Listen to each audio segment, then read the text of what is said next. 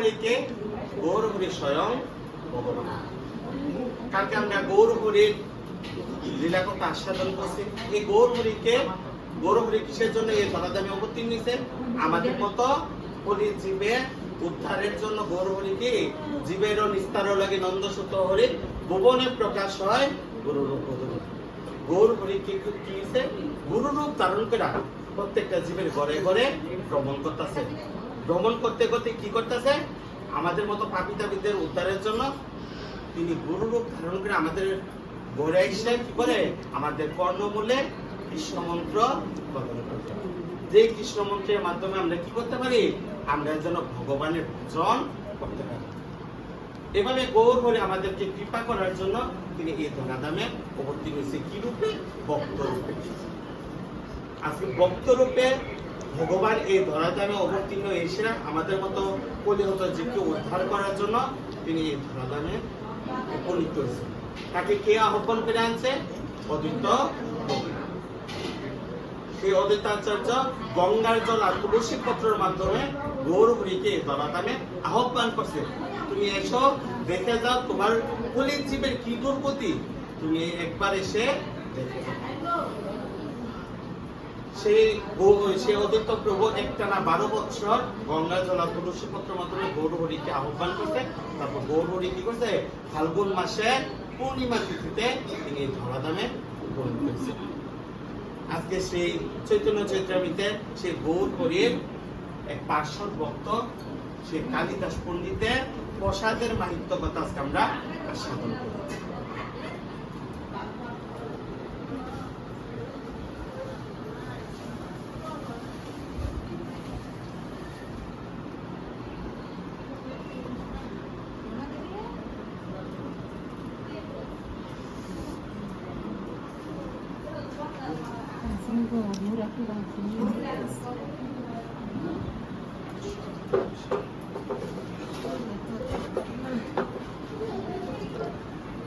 আসলে মহাপ্রসাদ কি, মহাপ্রসাদের মর্যাদা কি রকম হতে পারে সেটা আমরা আজকে আস্বাদন করব।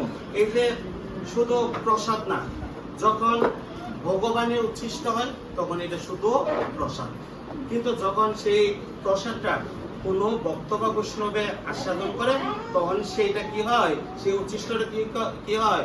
মহাপ্রসাদ।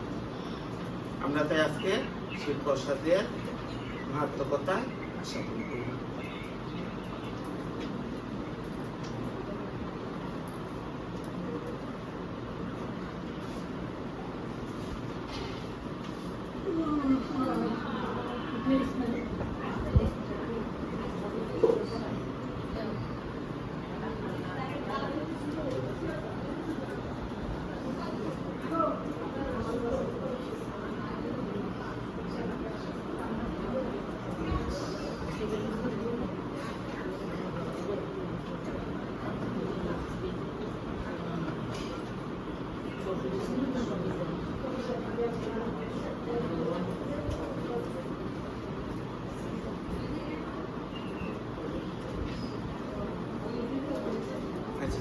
ষোড়শ পরিচ্ছেদ।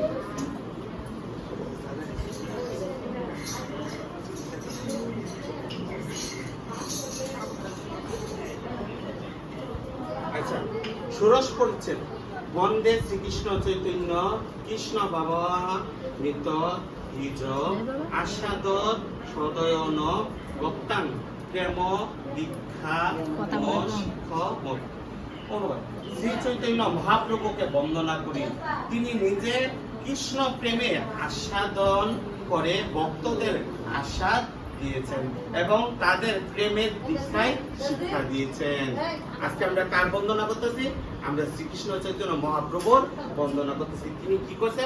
তিনি আগে ভক্তরূপে অবতীর্ণ হয়ে তিনি কৃষ্ণ প্রেম আগে নিজে আস্বাদন করছে। ওই দেশে কি করছে? আমাদের মতো জীবকে সেই কৃষ্ণ প্রেমের দীক্ষায় শিক্ষা দিছে। কিভাবে? তিনি কর্ণমূলে গুরু রূপে তিনি কর্ণমূলে আমাদেরকে কি দিছে? কৃষ্ণ মন্ত্রের শিক্ষা দিছে। দিয়ে সেটা আমাদেরকে শিক্ষা দিছে। কি শিক্ষা দিছে? তোমরা এবার কৃষ্ণ ভজন করো। সেই চৈতন্য মহাপ্রভুকে আমরা বন্দনা করি। জয় জয় গৌরচন্দ্র, জয় নিত্যানন্দ, জয় দৈত্যচন্দ্র, জয় গৌর ভক্তবৃন্দ। এ অমতে মহাপ্রভু রহে নীলাচলে, ভক্তগণ সঙ্গে সদা প্রণয় বিহলে। বর্ষান্তরে আইলা সব গৌর ভক্তগণ, পূর্ববত আসি কইল প্রভুর মিলন। তা সবার সঙ্গে প্রভুর চিত্তে রাজ্য হইল, পূর্ববত রথযাত্রায় নৃত্যাদি করিল। তা সবার সঙ্গে আইল কালিদাস নাম, কৃষ্ণ নাম বিনোদিনী নাহি কহে আন। সেই মহাপ্রভুর একজন পার্শ্বদ মানে ভক্ত, তার নাম কি? কালিদাস। তার মুখে কৃষ্ণ নাম বিনা আর অন্য কোনো কথা উচ্চারণ হয় না।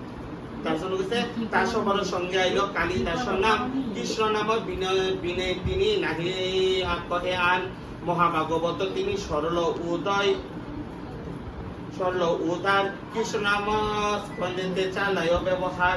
কৌতুকেতে তিনি যদি পাশক খেলায়, হরে কৃষ্ণ